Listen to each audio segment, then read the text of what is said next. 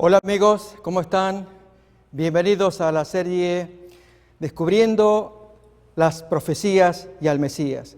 Queremos decirles, amigos, que estamos muy entusiasmados con esta exposición de la Palabra de Dios. En esta ocasión avanzaremos escuchando más acerca de cómo el Mesías, Jesús de Nazaret, expuso ante sus amigos la razón de ser de su existencia, que era el cumplimiento de profecías bíblicas. Pero en esta ocasión miraremos una historia en particular que prueba el cumplimiento de una profecía del Antiguo Testamento. Pero antes vayamos a mirar cómo Jesús se los dice a sus amigos.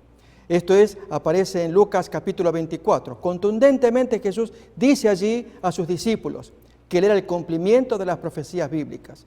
Y nosotros deberíamos ser inteligentes al mirar no solamente a Jesús en el Nuevo Testamento, sino ver en la profecía que el Antiguo Testamento predecía, ver allí los rasgos de la profecía, como en este caso, en esta historia que vamos a ver, muy bonita, muy hermosa, inspiradora, de cómo Jesús busca no apagar el pábilo que humee. Ese es el tema que vamos a mirar. Pero antes, examinemos las palabras de Jesús en Lucas capítulo 24. Allí en lo que dice a sus discípulos, esto es versículo 25 en adelante. Entonces Jesús les dice a sus amigos allí: «Oh insensatos y tardos de corazón para creer todo lo que los profetas han dicho. ¿No era necesario que el Cristo padeciera estas cosas y que entrara en su gloria?» Y comenzando, notemos ahora, Jesús conocía esas profecías bíblicas y es a lo que estamos invitados a conocer y dominar. Comenzando desde Moisés y siguiendo por todos los profetas, les declaraba en todas las Escrituras lo que de él decían. O miremos también ahora en los versículos 44 en adelante. Nuevamente, las palabras similares, pero el fondo es el mismo. Enfatizar que él era el cumplimiento de las profecías mesiánicas. Y les dijo: «Estas son las palabras que os hablé, estando aún con vosotros, que era necesario que se cumpliese todo lo que está escrito de mí en la ley de Moisés, en los profetas y en los salmos». Como ya se dijo en otra ocasión, aquí se muestra la triple división de la Biblia hebrea, la actual triple división. Esto es la ley o Torá, los profetas Neviim, y los salmos es la cabecera de los escritos o Ketuvim. Allí entonces Jesús cita la Biblia hebrea para decir: allí dice lo que yo tenía que hacer. O miremos todavía el versículo que sigue. Entonces les abrió el entendimiento. Qué detalle interesante e importante.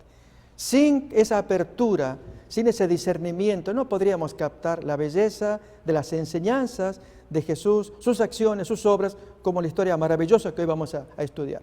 Entonces les abrió el entendimiento para que comprendiesen las Escrituras. Y les dijo: así está escrito y así fue necesario que el Cristo padeciese. Recordemos que se dijo ya que en la teología judía no aparece el concepto del padecimiento del Cristo. El Cristo, según ellos, según su percepción, nunca muere, y si muere es prueba de que no es el Cristo.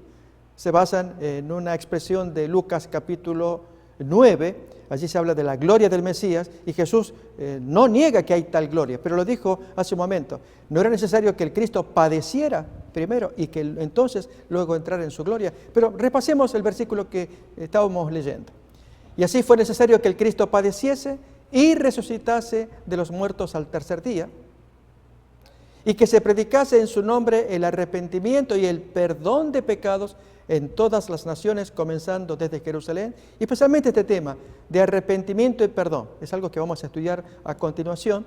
Jesús quiere que todo ser humano confíe en que Él es la máxima expresión de la buena voluntad de Dios, del Creador, de acercarse a los hombres y darle a los hombres lo que ellos no pueden crear o recibir por sí mismos, sino esto es algo externo, que viene de afuera, viene del cielo y viene con un plan, es decirle al hombre: yo te invito a que te arrepientas y recibas el perdón de pecados.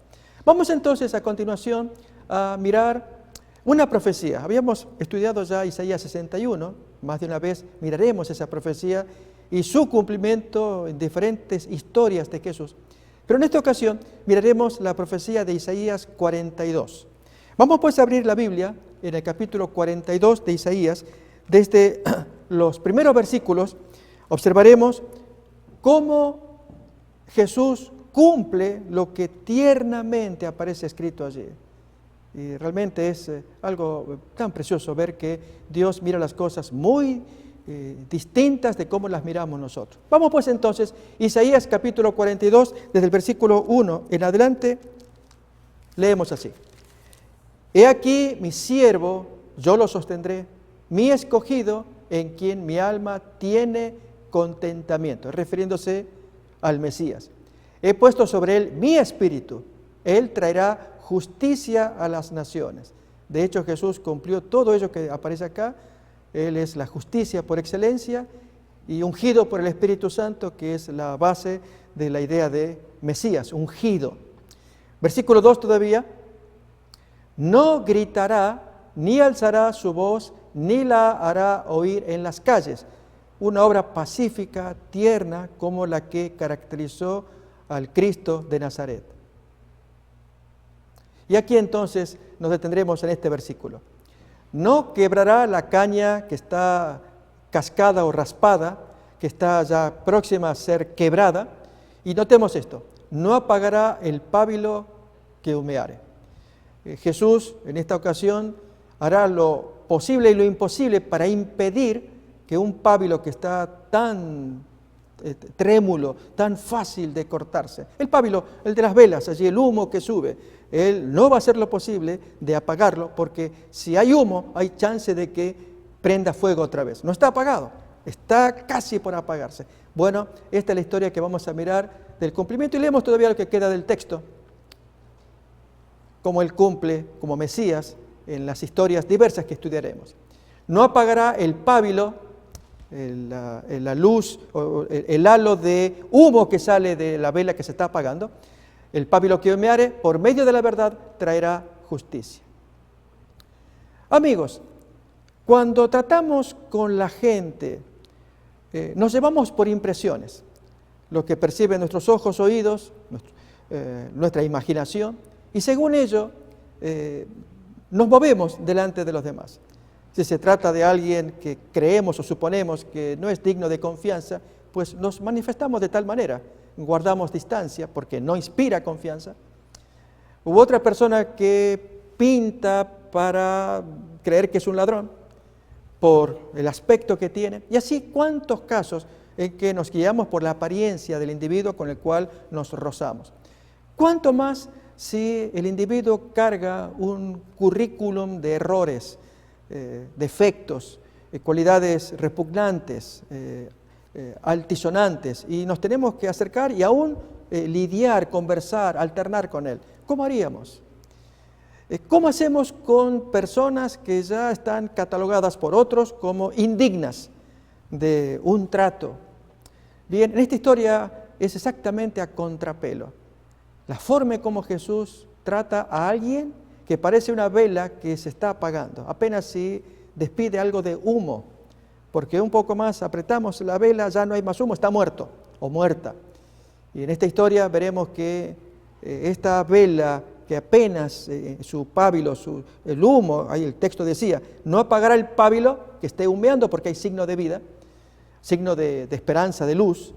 Jesús no la va a apagar porque si ve que hay esperanza, hará lo posible por rescatar a esa persona. ¿Será que habrá una historia así tierna de Jesús? Recordemos, nuestra serie es Descubriendo al Mesías de las Profecías.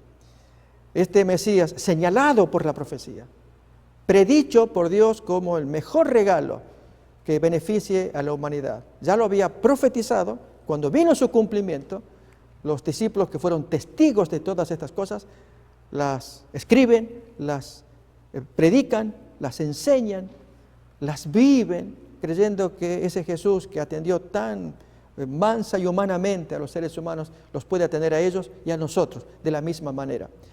Vamos entonces a nuestra historia. Jesús no apagará el pábilo si se puede evitar apagarlo. Juan capítulo 4, la historia de un pábilo, de una vela que ya está prácticamente apagada, o por lo menos considerada muerta por la sociedad.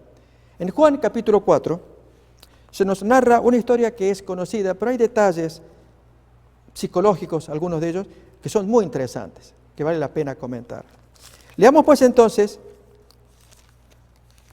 Capítulo 4, desde el versículo 1 en adelante, el trasfondo, el contexto de esta historia. Cuando pues el Señor entendió que los fariseos habían oído decir, Jesús hace y bautiza más discípulos que Juan, aunque Jesús no bautizaba sino sus discípulos, salió de Judea, esto es, recordemos que la parte sur del país, con centro en Jerusalén, y se fue otra vez a Galilea. Miremos en este detalle que Jesús evita la discusión. Si los fariseos andan diciendo que entre estos dos grandes predicadores, Juan Bautista con sus discípulos y sus bautismos, y Jesús con sus discípulos y bautismos, y esta gente mete allí ideas para crear discordia, diciendo que la gente, la obra de Jesús era superior, mayor. Jesús, para evitar esto, sale y se encamina hacia el norte, hacia Galilea. Pero miremos lo que dice el texto a continuación.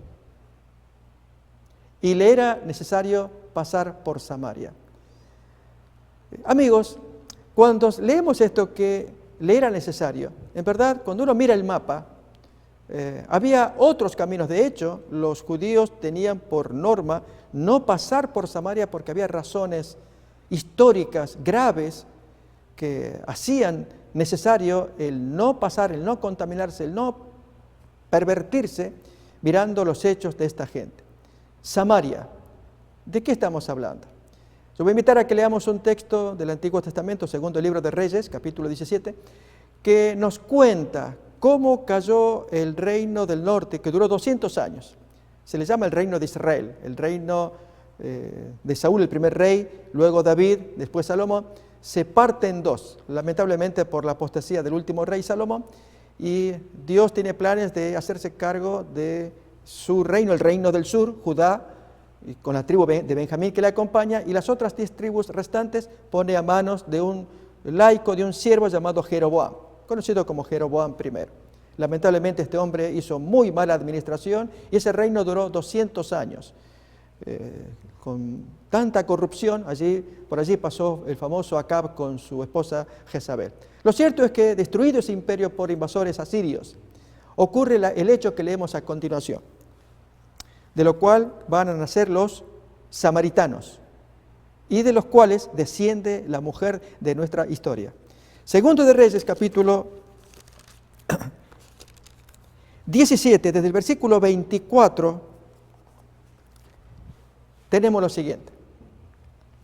Y trajo el rey de Asiria gente de Babilonia, de Cuta, de Ava, de Amat y de Sefarbaim, y los puso en las ciudades de Samaria que acababa de destruir, en lugar de los hijos de Israel, y poseyeron a Samaria y habitaron en sus ciudades. Pero estas ciudades vecinas que vinieron a cubrir, a repoblar, todas eran idólatras. Por lo tanto, se formó un contexto geográfico sumamente complicado.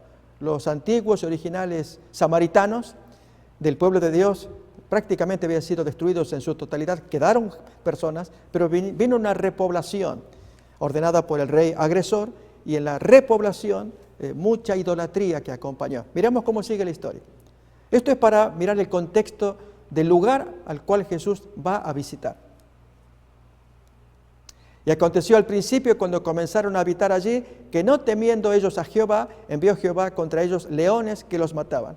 Y la historia nos va a contar que, enterado el rey de Asiria, que pasaba semejante fenómeno adverso, él ordena, ante consultas recibidas, que vayan sabios israelitas a enseñar la ley del Dios de ellos, para que ellos tuvieran la protección de ese Dios y los leones no los atacaran. Y efectivamente, allí vienen sacerdotes, se enseñan, y Dios va a cuidar para que prevalezca la palabra de Dios en la poca gente natural, original que vivía allí. Pero miremos de los otros pueblos.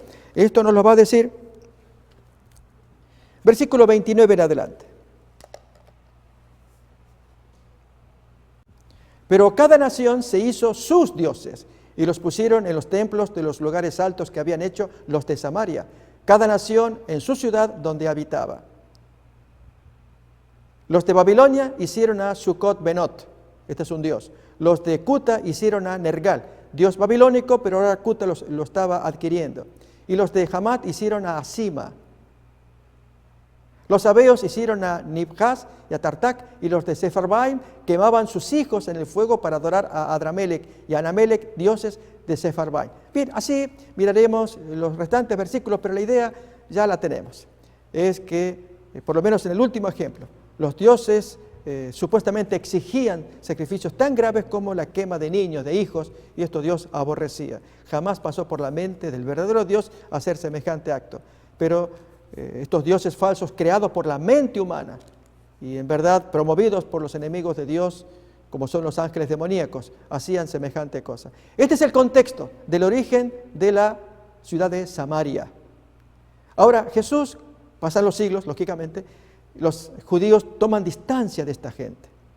Entonces Jesús ahora se dirige a Galilea, que es tierra también israelita, pero tiene que pasar por Samaria. Los judíos normalmente rodeaban, hacían un camino más extenso para evitar contactarse con esa gente. Pero si el versículo dice que era necesario pasar por Samaria, lo era por otro motivo, porque sabía que había allí alguien a quien se le podía predicar. Vamos otra vez entonces a San Juan, capítulo 4, estábamos en ese estudio. Miramos ahora el versículo 5. Vino pues a una ciudad de Samaria llamada Sicar, junto a la heredad que Jacob dio a su hijo José. Y estaba allí el pozo de Jacob. Entonces Jesús, cansado del camino, se sentó así junto al pozo, y era como la hora sexta judía, es decir, las 12 del mediodía. Los discípulos, lógicamente, se habrán preguntado qué hacían a esa hora, por esa zona desierta, que al maestro se le ocurriera pasar por allí. Ellos no lo sabían, Jesús sí lo sabía, porque algo muy importante iba a hacer para cumplir la profecía y que nos quedara como legado a los que estamos aquí en este tiempo. Miremos qué es lo que pasó. Vino una mujer de Samaria a sacar agua y Jesús inicia el diálogo: dame de beber. Pues sus discípulos habían ido a la ciudad a comprar de comer, recordemos, al mediodía. La mujer samaritana hace preguntas, tema que queremos debatir o explicar. ¿Cómo tú, siendo judío, me pides a mí de beber, que soy mujer samaritana? Porque judíos y samaritanos no se tratan entre sí. Una pregunta que surge es, Jesús tenía claro que tenía que pasar por Samaria. Y luego de mirar la historia, vemos absolutamente que Jesús sabía a quién tenía que ver, a qué hora la podía ver y qué decirle. ¿Por qué decimos que lo sabemos? Porque ya más adelante Jesús mismo lo va a revelar. Le sabía la historia personal de la mujer y los muchos maridos que ella había tenido. Así que Jesús lo sabía. Así que si le era necesario pasar por esa mujer. Una mujer despreciada. ¿Qué características tiene esta mujer? Vamos a mirar después, vamos a confirmarlo con los versículos, pero permítanme adelantarme para señalar detalles que son importantes. La hora en que ella va a sacar el agua es la hora del mediodía. Normalmente, cuando las mujeres o la población va a sacar agua de un aljibe, de un pozo, busca las horas más nobles, las menos ardientes, como es en la mañana temprano o en la tardecita, cerca de la puesta de sol. Entonces el sol ha declinado en la tarde o apenas quiere apuntar o despuntar en la mañana. Entonces es fácil poder buscar agua y surtirse, hacer faenas agradables. Pero a la hora del mediodía no. Y esta mujer lo hizo. ¿Por qué? Porque en el diálogo que vamos a escuchar se revela que la mujer era muy pecadora. Había tenido muchos hombres en su vida. Y las mujeres ya la habían señalado como la loca del pueblo, la roba maridos. ¿Nos imaginamos? Yo les invito, amigos, que tratemos de ponernos los zapatos en esta historia.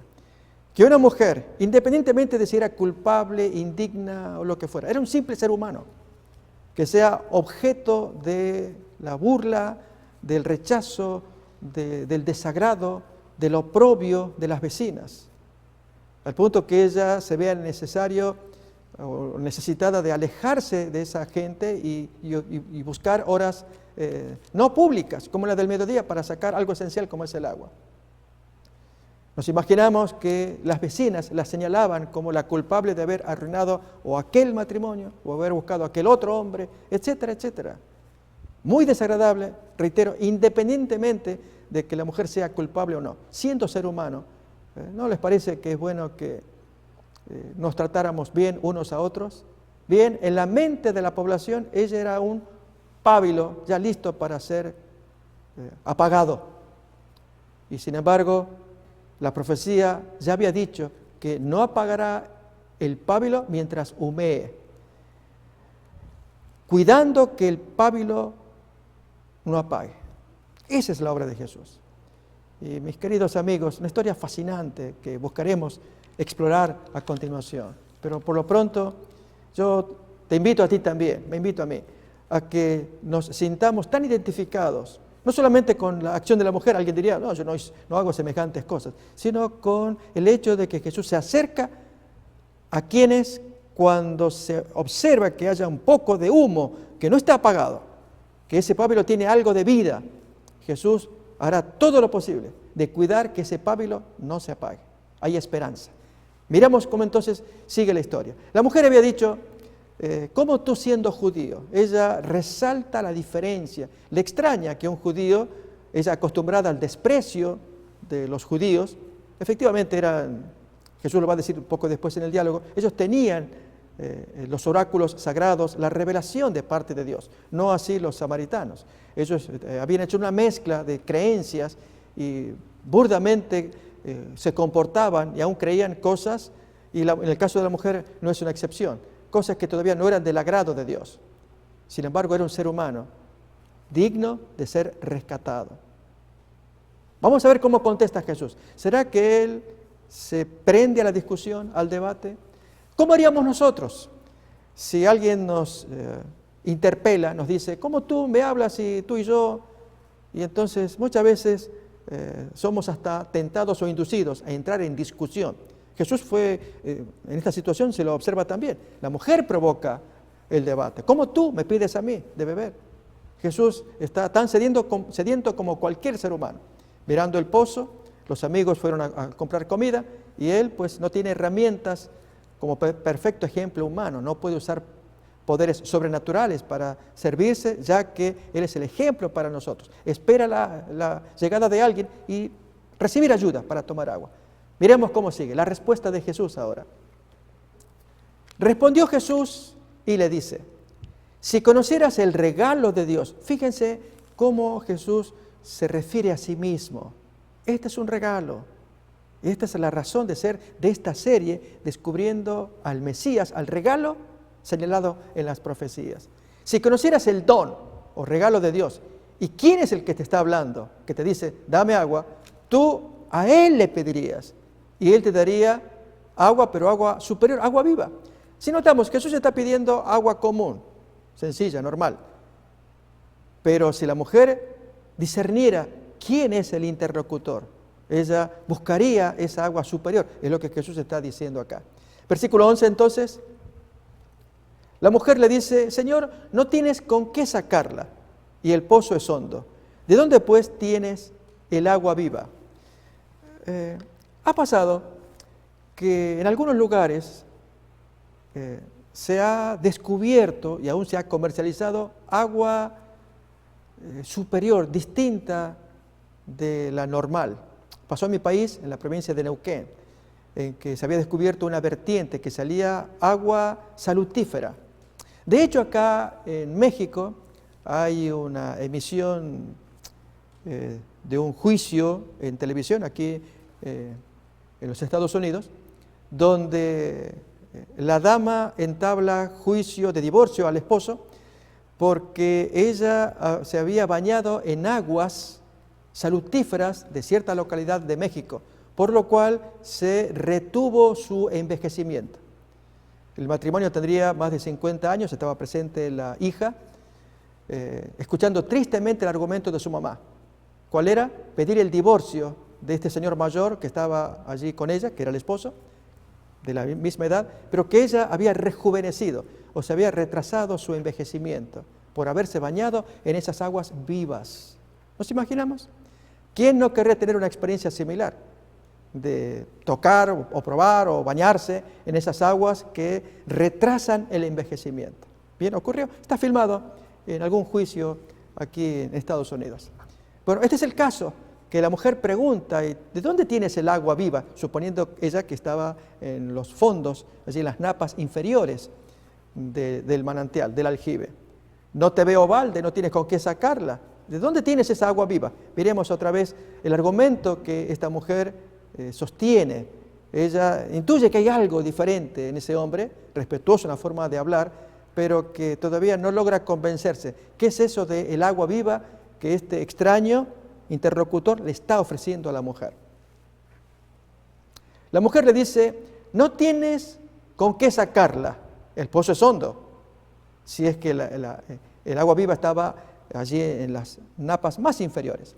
¿De dónde pues tienes el agua viva? Aún más. ¿Acaso eres tú mayor que nuestro padre Jacob? Para ella era ese prócer, este hombre que había pasado por ese lugar, era un recuerdo. Que nuestro padre Jacob, que nos dio este pozo, del cual bebieron él, sus hijos y sus ganados. Hay quienes hasta el día de hoy viven de recuerdos, lugares turísticos que uno venera, que aprecia, que evoca situaciones que pudieron haber sido gloriosas. Y en el caso acá de esta mujer está pasando eso. Allí ese pozo representa la pasada, allí que Jacob, su familia, un gran siervo de Dios, un hombre de mucho valor a la vista de Dios. Su familia lo mismo. Y ella, mirando el pozo, pues se hacía de esa historia como propia. Y no obstante, Jesús sigue pendiente su invitación. Si tú supieras quién es el que te habla, que es un regalo de Dios, tú pedirías agua, pero Él te daría agua viviente, agua salutífera, superior. No como esta agua de México, aunque debe ser bella. Esto lo he contado en otras partes y hay gente que ha identificado el lugar, hay otros que no. Es asombroso, la afirmación al menos así lo muestra, que haya semejante cosa de un agua que retrase el envejecimiento. Pero importa acá que Jesús trae un agua superior aún a esa misma agua. Vamos a ver entonces cómo le va a responder Jesús a esta mujer. Responde el maestro, cualquiera que bebiere de esta agua volverá a tener sed. Notemos que toma el pozo como punto de referencia para hablar de otro pozo, que es el que él tiene. Aquí es un mensaje espiritual y simbólico, porque así como está el pozo real allí enfrente de ellos, y del cual Jesús va a tomarlo como figura, el que bebe de esta agua vuelve a tener sed, pero del pozo que yo le voy a dar nunca más. Entonces allí hay un pozo nuevo, y que son comparados a ambos pozos. Este va a representar todas aquellas cosas que el hombre usa y se surte para llenar su necesidad, pero no satisface en plenitud, mientras que lo que Jesús ofrece sí lo satisface. Miremos cómo lo expresa. Mas el que bebiere del agua que yo le daré, no tendrá sed jamás, sino que el agua que yo le daré será en él una fuente. Ahí es la palabra en griega que es igual que pozo, del versículo anterior, así que son comparados dos pozos. Será en él un pozo de agua que salta para vida eterna. Nuevamente, amigos, aquí es donde quizás sea la parte en la que estamos llegando al clímax de esta exposición. Esto es cuando el Señor habla al corazón y en lugar de sacar las dificultades o los conflictos, en el caso de la mujer, sacó ella allí delante de Jesús un debate, una discusión, interminable discusión. ¿Cuál era? Que los judíos tenían razón. Jesús lo va a mostrar después, un poco más adelante en el diálogo, que los judíos llevaban la verdad. La revelación de Dios estaba al lado de ellos. La mujer estaba equivocada en muchos de sus planteos, pero como ser humano Dios no la va a descartar. Es apenas una vela que está buscando ser reencendida, y de eso Jesús se va a hacer cargo. Jesús es el hombre que se acerca para ayudar a la persona, para inspirarla, para hablarle, para darle aliento, ánimo. Por eso las palabras. Cualquiera que bebe de este pozo vuelve a tener sed, mas el agua que yo le daré, del pozo que yo le voy a dar. Y en consecuencia, preguntamos también, ¿qué representa el pozo anterior? Voy a invitar a que miremos en Jeremías, el capítulo 2. Ahí tenemos una respuesta. Abrimos pues. Se va a usar prácticamente la misma figura del pozo. Capítulo 2, versículo 13. Allí tenemos el texto. Jeremías 2:13. Porque dos males ha hecho mi pueblo. Me dejaron a mí fuente o pozo de agua viva y cavaron para sí cisternas o pozos, cisternas rotas que no retienen agua. Esos son los dos males. Abandonar a Dios. Dios es el que sí les puede llenar, como dice acá, fuente de agua viva. Ese es el primer mal, abandonarlo. Y segundo, buscarse el reemplazo. Bien, en el caso de la mujer, cuando ella oye, cualquiera que bebiere de esta agua, vuelve a tener sed. ¿Se refiere al agua física, literal? Pues no, porque Jesús va a sacar la ilustración de otra agua que va a ser simbólica. En consecuencia, son pozos que representan algo y agua que representan algo. ¿Qué representa pues el pozo aquí, el primero del cual la mujer se surtía? ¿Qué alcance trae este pozo? Amigos, este pozo representa todo aquello que buscamos, intentamos satisfacer sin Cristo. Allí Jesús no está. Y si es así, pensemos en todo aquello, aun cosas nobles y lícitas, de las cuales nos valemos para llenar nuestras necesidades. Desde la familia, cuando hay quienes dicen, yo ya la hice porque tengo conmigo toda mi familia, y sin embargo hay un vacío en el corazón. Otros, posesiones materiales, al mirar sus cuentas bancarias y sus bienes, propiedades, autos, ya la hice, ya tengo todo, y sin embargo hay un vacío en su corazón. Pensemos en los entretenimientos, pasatiempos que muchos buscamos y que nos satisfacen por un rato y luego quedamos con sed. ¿No se refiere eso Jesús? ¿No le dijo eso a la mujer samaritana? Cualquiera que bebiere de este pozo volverá a tener sed. Y entonces dijimos pasatiempos, ahora hablemos de cosas ilícitas, de personas que para llenar sus vacíos hacen cosas que son incorrectas y con lo cual intentan apaciguar allí, como es la pasión por el sexo o cuantos otros asuntos. Pongámoslo allí, cada cual puede proponer lo que esa agua representa, sea lo que fuere, tiene una sola característica, no está Cristo presente allí. Y si no está Jesús, si no está Dios, ¿para qué beber esa agua? Amigos, les hago recordar la experiencia de aquellos 3 mexicanos extraviados cuando salieron a pescar allí en las márgenes de las costas de México y por alguna causa fortuita se levanta viento y entonces el barco anda a la deriva por 9 meses y aparece pero a miles de kilómetros lejos de México, en otras localidades del otro lado del mundo, diríamos nosotros. Absolutamente sorprendidos quienes los descubrieron, no entendían su lenguaje, no podían creer semejante historia de que 3 pescadores mexicanos que sufrieron allí el trastorno del embate del mal tiempo, su barco fue llevado a deriva y que 9 meses más tarde aparecen y fueron socorridos. La pregunta es, ¿cómo pudieron sobrevivir 9 meses? Ellos contaron sus testimonios y algunas partes de sus testimonios dicen que tenían como regla no tomar agua de mar, el agua salada. Era prohibido para ellos. Así que se recostaban esperando que la buena fortuna, la providencia de Dios los pudiera socorrer. Y efectivamente, eventualmente caía agua de lluvia y ello era el agua que podían tomar para poder sobrevivir. Y luego peces que andaban cerca y aún con las manos ellos los podían coger. ¿Ven? Ahí tenemos cómo esta gente pudo sobrevivir con algo que les daba todavía mantenimiento hasta que fueron socorridos 9 meses más tarde. Notemos, en el caso de la mujer, cualquiera que bebiere de esta agua vuelve a tener sed. Cuanto más si bebemos de aguas saladas, que da vacíos. Cuando digo saladas me refiero a cosas ilícitas, o aún cosas lícitas, tenemos otra vez sed.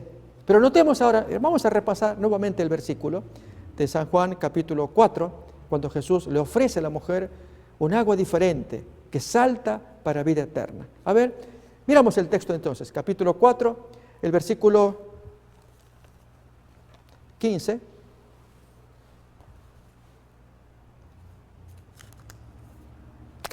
Más bien, es el 14. Mas el que bebiere del agua que yo le daré, no tendrá sed jamás, sino que el agua que yo le daré será en él una fuente de agua que salta para vida eterna. Lógicamente, el agua natural, la que Dios creó, la necesitamos, tenemos que tomar de ella. ¿Pero a qué se refiere con esto que no beberá, que no tendrá sed jamás? ¿A qué se refiere? Bien, la historia misma lo va a decir. El relato nos menciona que la mujer se interesó por esta agua, era algo superior, y dice a continuación, miramos. La mujer dice, Señor, dame esa agua para que no tenga yo sed ni venga aquí a sacarla. Seguía ella creyendo que era el agua natural. A lo que Jesús responde, ve, llama a tu marido y ven acá. Aquí hay un principio interesante y es, Dios quisiera que el conocimiento de la palabra de Dios llegue a ambas partes, al esposo y a la esposa. Trae a tu marido, yo les quiero hablar a los dos. ¿Cuántos casos hay de familias en que el conocimiento de la palabra de Dios llega en forma despareja? Uno de los cabezas de familia acepta, escucha, el otro pues se niega. La pérdida con el tiempo va a ser grave, porque aquel que no escucha, que no acepta, no entiende, se convierte a veces en piedra de tropiezo para el consorte y aún para los hijos, cuando se quiere poner en práctica el conocimiento de Dios. Así que trae a tu marido.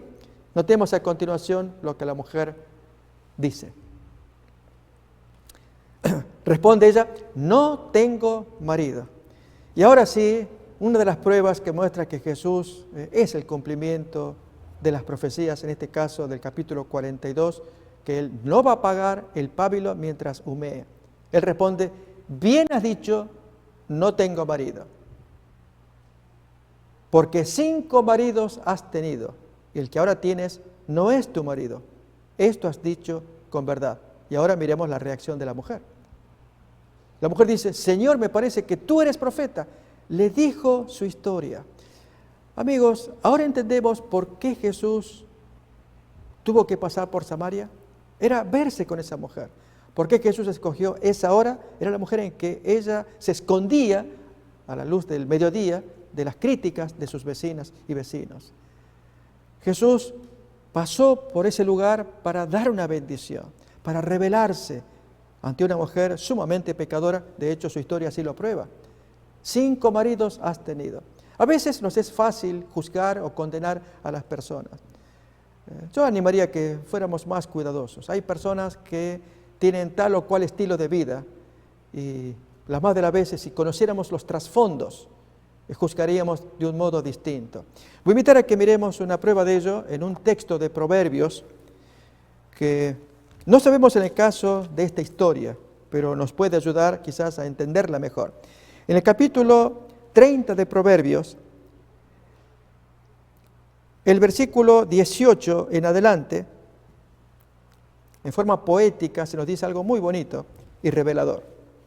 3 cosas me son ocultas, aún tampoco sé la cuarta. Así que vamos a ver 4 cosas que escapan al conocimiento o a la seguridad humana. ¿Cuáles son? El rastro del águila en el aire, el rastro de la culebra sobre la peña, el rastro de la nave en medio del mar y el rastro del hombre en la doncella. Notamos en forma poética hasta llegar a un clímax, porque lo que importa allí es la última porción, que eso es oculto, la influencia, el paso de un hombre en una mujer, cómo pudo haberla afectado.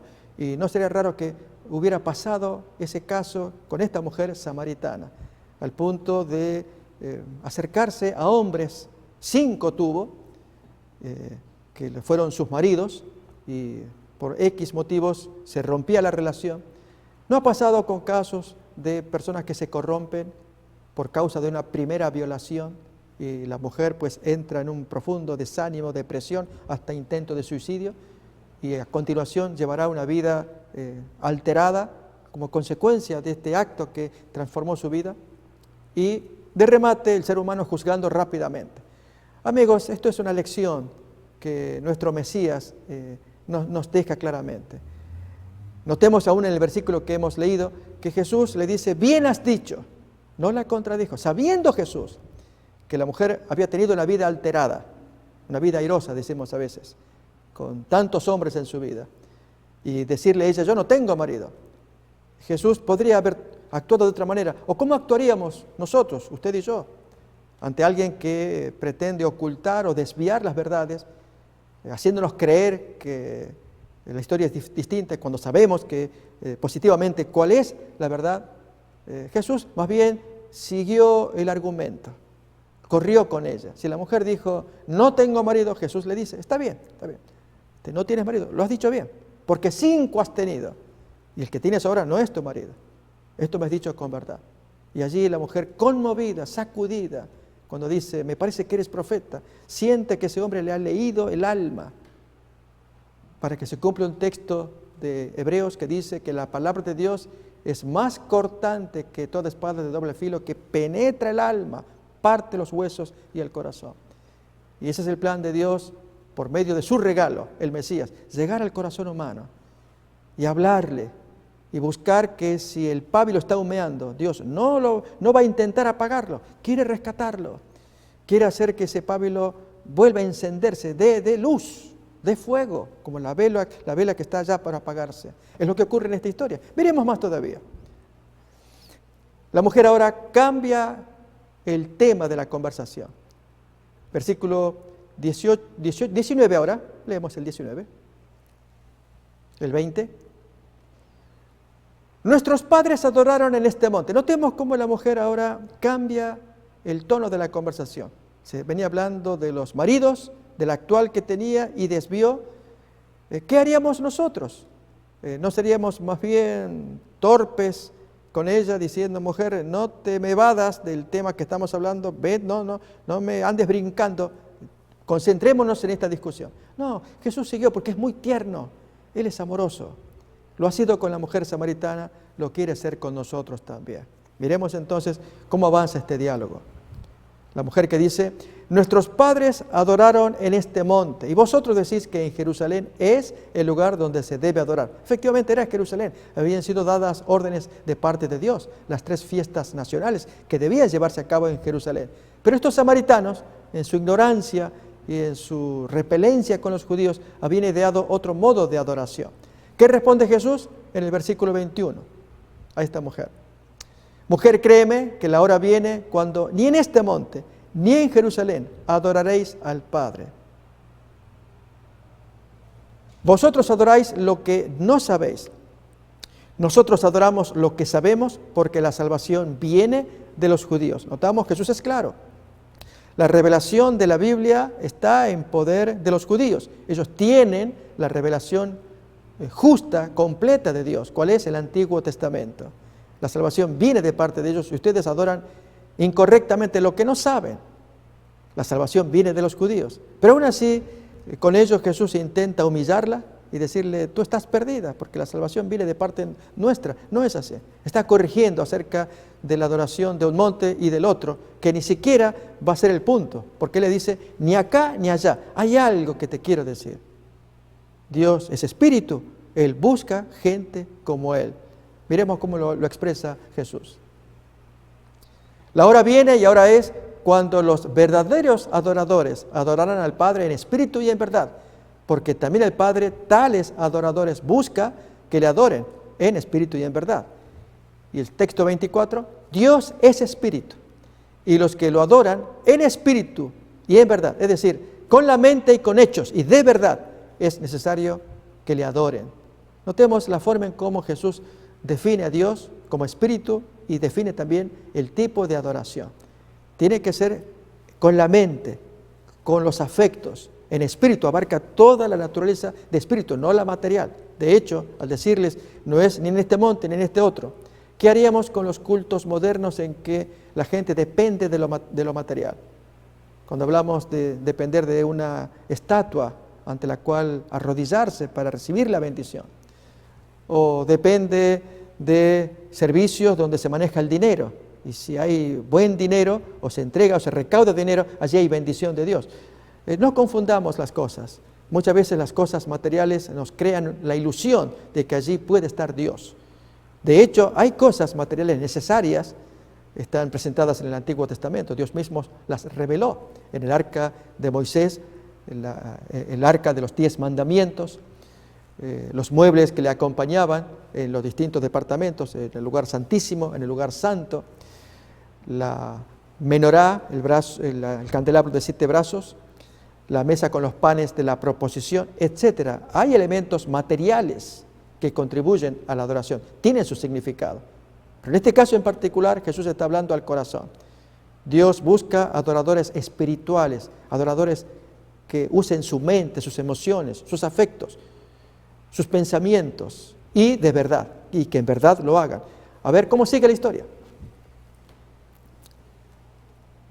Le dijo la mujer: sé que ha de venir el Mesías, llamado el Cristo. Cuando Él venga, nos declarará todas las cosas. Él nos va a explicar algo que tú dices, me llama la atención. Él es el que tú hablas y suena un lenguaje que no entiendo bien, pero ya va a venir Él nos va a explicar. Y ahora notemos la tremenda revelación que Jesús le hace a esta mujer. Yo soy el que habla contigo. Se hizo un viaje largo el maestro. Tenía que pasar por Samaria para decirle a una mujer: yo soy el Cristo. ¿Notamos? Jesús no la evadió. Prefirió el viaje largo, prefirió la crítica, a veces velada de los discípulos. ¿Qué hacemos acá cuando podríamos ir por otro camino? Deberíamos evitar contaminarnos con esta gente muy pecadora. En fin, sin embargo, Jesús se revela a una mujer, a esta que era una paria de la sociedad, que se escondía de las vecinas por su vida airada que había llevado. Pero lo interesante es la reacción de la mujer. Cuando ella escucha esas palabras: yo soy el Mesías, el que está hablando contigo. Si tú lo esperabas, aquí está.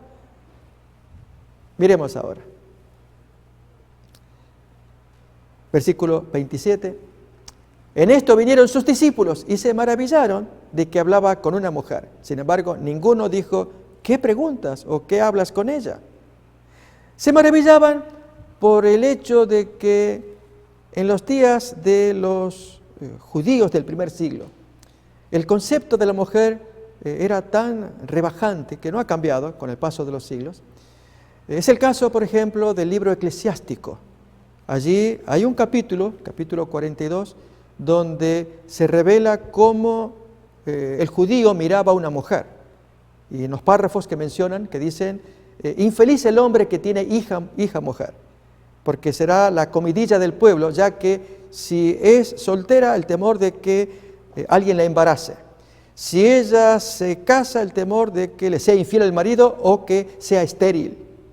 Si esta mujer luego es repudiada por el esposo, la vergüenza de tenerla en la casa. Y para colmo, con la ventana abierta, que es comidilla vulgar de las mujeres chismosas. En un momento, ese documento, reitero, el eclesiástico, un libro apócrifo judío, menciona: más vale la maldad del hombre que la bondad de la mujer. Notamos, tremendo concepto popular judío contra el cual Jesús va a actuar, va a hablar. Y lo muestra aquí haciendo un ministerio, hablando a una mujer. Por eso el texto que leemos otra vez, la sorpresa de los discípulos. Una sorpresa triple. Vamos a mirar. Se maravillaron de que hablaba con una mujer. Primero porque era una mujer extranjera, idólatra. Segundo porque era mujer en sí. Había que mantener distancia al acercarse con las mujeres. Y tercero porque era una gran pecadora. Seguramente en su indumentaria percibieron algo que mostraba que era digna de que ella estuviera a un costado, no perder tiempo con esa clase de gente. Sin embargo, por respeto, ninguno dijo: ¿qué le preguntas o qué estás hablando con ella? El sumo respeto que el Maestro inspiraba e inspira ahora, por su sabiduría, por su amor, para que todos nos valgamos de ello. ¿Qué dice a continuación? Entonces la mujer dejó el cántaro, ella vino por agua, se olvidó del agua, y fue a la ciudad y dijo a los hombres. Y notamos que en las palabras no dijo ella: vengan a ver a un judío. Miremos cómo dice: venid a ver a un hombre que me ha dicho todo cuanto he hecho. ¿No será este el Cristo? Vénganlo a ver. Y mientras están de camino los amigos allí viniendo con la mujer, allí los discípulos le entregan a Jesús algo de comida. Vamos a ver ese detalle todavía, porque Jesús les dice: yo ya tengo mi comida, que ustedes no conocen. Y es esto: dar la palabra de Dios a esta gente. Notemos ya los últimos versículos. Entonces salieron de la ciudad y vinieron a Él, todas las mujeres, pero el diálogo que Jesús tiene con los discípulos, vamos a mirar ahora. Entre tanto los discípulos le rogaban diciendo: Rabí, come, es mediodía, mucho calor y hay mucha hambre. Y él responde: yo tengo una comida que comer que vosotros no sabéis. ¿Cuál es? ¿Le habrá traído alguien de comer?, preguntan ellos. Y él responde, nuestro último texto: mi comida es hacer la voluntad del que me envió y acabar su obra. Amigos, notamos en el caso de Jesús, a plena luz y calor del mediodía, con sed de agua, comida y hambre, pues él está satisfecho, porque el ver el gozo de la mujer, que acepta la palabra, corriendo a buscar a los vecinos, a los cuales trajo, y Jesús les habló a todos. Eso es lo que llena el corazón de Jesús. Aquí se cumple lo que Dios quería cuando Él reveló al Mesías, al revelar en diferentes profecías del Antiguo Testamento. Hoy miramos Isaías 42, los primeros versículos, que Él no dejará que el pábilo que humee, Él impedirá que el pábilo se apague. Y en el caso de la mujer, Jesús obró de tal manera, con tal juicio, con tal tacto, cuidando a las palabras, no ofenderla, al contrario, ganarla, vez tras vez, con el trato dulce, amable. Es el mismo trato, amigos, que nuestro Dios tiene para con nosotros. Para eso están reveladas las profecías, las de Isaías 42 y su cumplimiento, de los muchos. Escogimos el capítulo 4 de San Juan, para que tú y yo miremos. Jesús es amoroso, Él nos llama, independientemente del pecado, de la falta, de la conducta que hayamos tenido. Somos seres humanos. Dios, como un padre, no quiere vernos humillados, como ningún padre vería a nadie así. Al contrario, busca la manera, mientras haya humo en esa vela, significa que todavía tiene restos de que se puede prender y recuperar el fuego, la luz, esa vela. Otros intentarán apagarla, Dios no lo va a hacer. ¿No estaríamos nosotros en esa condición? Si alguno de los amigos que están escuchando esta exposición siente ello, le animo a que nos siga acompañando en las exposiciones que tendremos de mostrar en los cumplimientos del Nuevo Testamento las profecías que anunciaban la obra de este Mesías. Recordemos, Descubriendo al Mesías de las Profecías, una serie pensada para ver que Dios atiende nuestros corazones. Hasta la siguiente emisión, que Dios nos bendiga.